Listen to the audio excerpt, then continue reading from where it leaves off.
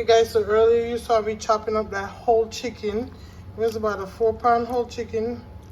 Cut it up in small pieces, washed in vinegar and lemon juice. I had it sit in the lemon juice for about 8 minutes or so while I prepared my vegetables over here. And then in this bowl I have my dry seasoning.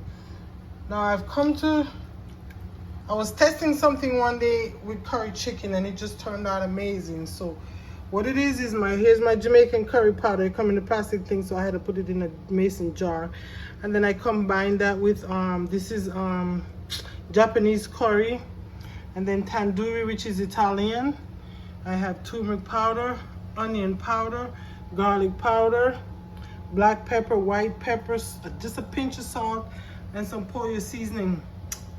And that's what I have in the bowl here. I'm going to combine it all together, and I'm going to season up my chicken. I have some diced bell peppers, different colors, and of the Scotch bonnet I have 2 nice chunks with the seed, onions, green onions, thyme, and some carrots. So I'm going to season up my chicken and come back. Okay, this is the seasoned chicken. I'm going to wrap this up and let it sit for about an hour before I cook while I prep some other stuff. Okay, so here's my seasoned up chicken. So I want to tell you all the seasonings I was telling you that I used. Every one was half a teaspoon, including the tandoori and the Japanese curry. For the Jamaican curry, I use about 1.5 teaspoons. And the reason I only use that amount is here that I'm getting ready to cook now. I have about 4 cloves of garlic in about 3 tablespoons of oil. I've been cooking this for a minute. And to this, I'm going to add another full teaspoon of the Jamaican curry powder, maybe 1.5 teaspoons of the Jamaican curry powder, teaspoon of the Japanese curry powder, and another 1/2 teaspoon of the turmeric powder. Stir this around in here.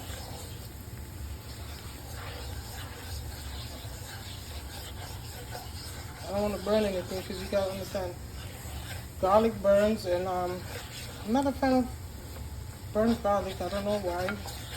I just like to saute it and get that good aroma, but I don't like it burned. But curry powder also burns, so you gotta be careful.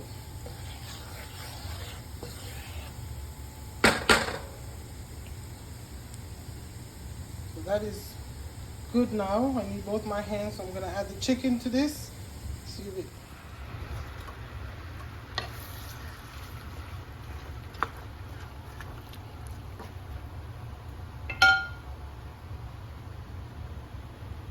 Hey guys, so my curry chicken has been cooking 45 minutes without me adding any liquid, and look at that. You just slowly cook your curry chicken and let it cook and stew in its own juices, and that's the best thing you can do for it, okay? It doesn't need any liquid. So this is where we are after 45 minutes. Look at all that liquid, and like I said, I have not added any in there.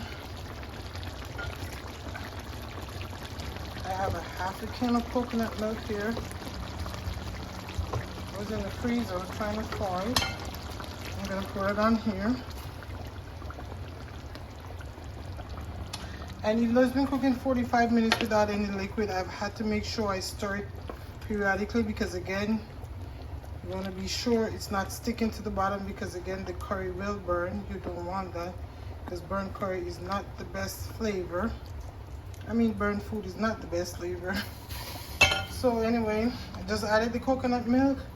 I'm gonna cover this and slowly cook this again for maybe another 30 minutes.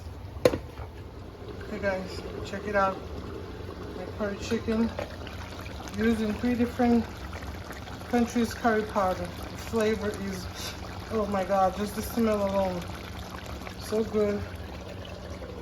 And to go with it, I made some boiled dumplings, cassava, yuca as people some call it, and sweet potatoes. I have both the white sweet potato and the pink sweet potato. I prefer the white sweet potato when it's boiled, because it has natural sweetness. To me, this potato is when you bake it that you get that natural sweetness from it. So that is what I have here, guys. I want to thank you so much for watching. If you haven't already done so, please support my channel by liking, subscribing, commenting, and share. Thank you for watching. God bless. From my kitchen to yours, have a wonderful and blessed day. Hey guys, so my curry chicken has been cooking 45 minutes without me adding any liquid, and look at that. You just slowly cook your curry chicken and let it cook and stew in its own juices, and that's the best thing you can do for it, okay? It doesn't need any liquid. So this is where we are after 45 minutes. Look at all that liquid, and like I said, I have not added any in there. I have a half a can of coconut milk here. It was in the freezer trying to thaw it. I'm gonna pour it on here. And it has been cooking 45 minutes without any liquid. I've had to make sure I stir it periodically because again, you want to be sure it's not sticking to the bottom, because again, the curry will burn. You don't want that, because burnt curry is not the best flavor. I mean, burnt food is not the best flavor. So anyway, I just added the coconut milk. I'm gonna cover this and slowly cook this again for maybe another 30 minutes.